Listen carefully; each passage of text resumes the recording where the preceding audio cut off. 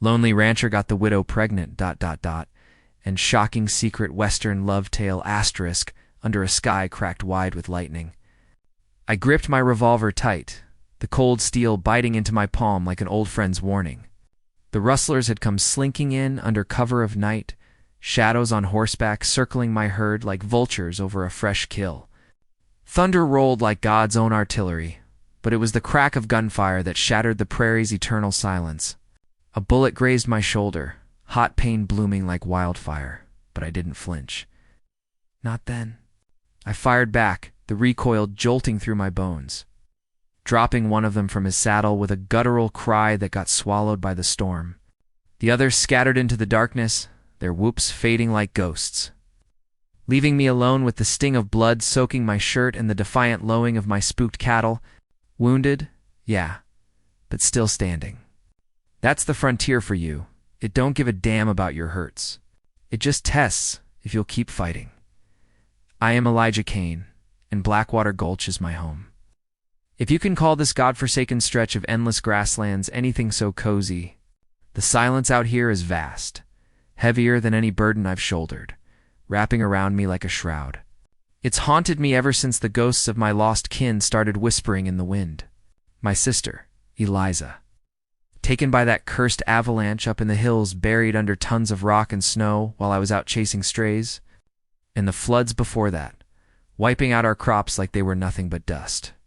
Pa gone too soon, Ma following him to the grave from a broken heart. Left me with this sprawling ranch, a pile of debts, and a silence that echoes louder than any holler. I carry it all, day in and day out. Beneath stars that pinprick the night sky like accusatory eyes, the wind howls through the tall grass most nights, its lonely wail the only companion to the creak of my old windmill spinning lazily outside the weathered cabin. It's a sound that grates on a man's soul after a while, reminding him of all the emptiness. Inside, by the flickering hearth, I'd hunch over, broad shoulders slumped like they'd forgotten how to stand tall.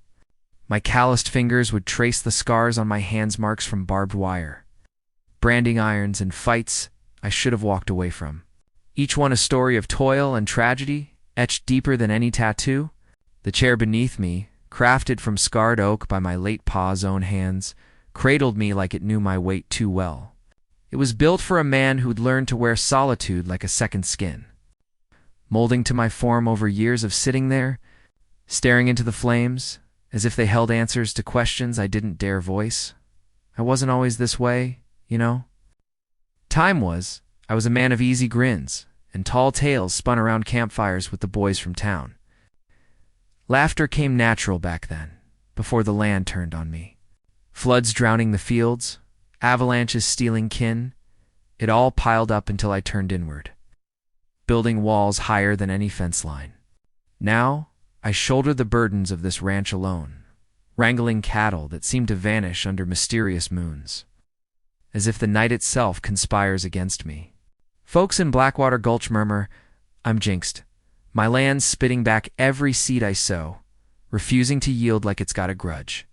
Some say no gal could stand my brooding ways, that I'd drive any woman mad with my silences. Others reckon the dirt itself rebels against my heavy tread, cracking dry and barren just to spite me. I brush off the talk when I hear it in the saloon or at the mercantile. But in the dead of night, when the cabin creaks like it's sighing with me, I wonder if the wild frontier has finally broken me for good. It was on one such thunderous eve, the kind where the heavens unleash hell in sheets of rain, that I spotted her. Amelia Rose Turner, though I didn't know her name then. She stood at the crossroads like a vision born of the storm itself, drenched and defiant. Clutching a faded locket like it was her last lifeline to the world, the gale whipped her sodden dress against her frame, outlining curves that spoke of a woman who'd known hardship but not defeat. Her eyes were hollow with fresh widow's grief, shadowed and deep, making her look more apparition than flesh and blood. Lightning flashed, illuminating her pale face, and for a heartbeat, I thought she might be one of those prairie spirits the old-timers yarn about lost souls. Wandering the wilds, I reined in my stallion. Thunder, his hooves sinking into the muck as the rain pelted us both. You'll wash away if you don't seek shelter, ma'am. I hollered over the roar of the storm, my voice rough from disuse. Carrying like gravel on the wind, she shot back, her voice steady as steel despite the tremble in her frame. Drowning's the least of my worries in this godforsaken land. There was fire in those words, a spark that cut through the downpour and hit me square in the chest. No fear, just raw determination.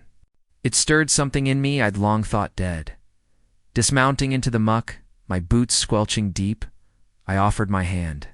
She paused, rain streaming down her face like tears she wouldn't shed. I could see the hesitation in her eyes, likely recalling the town's venomous tales of my cursed isolation. Blackwater's got a way of poisoning minds with whispers. Elijah Kane. The lone wolf who'd chew through any tie that bound him.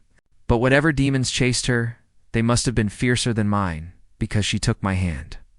Her grip was firm, calluses speaking of work not unlike my own, though her skin was softer, warmer than the chill night.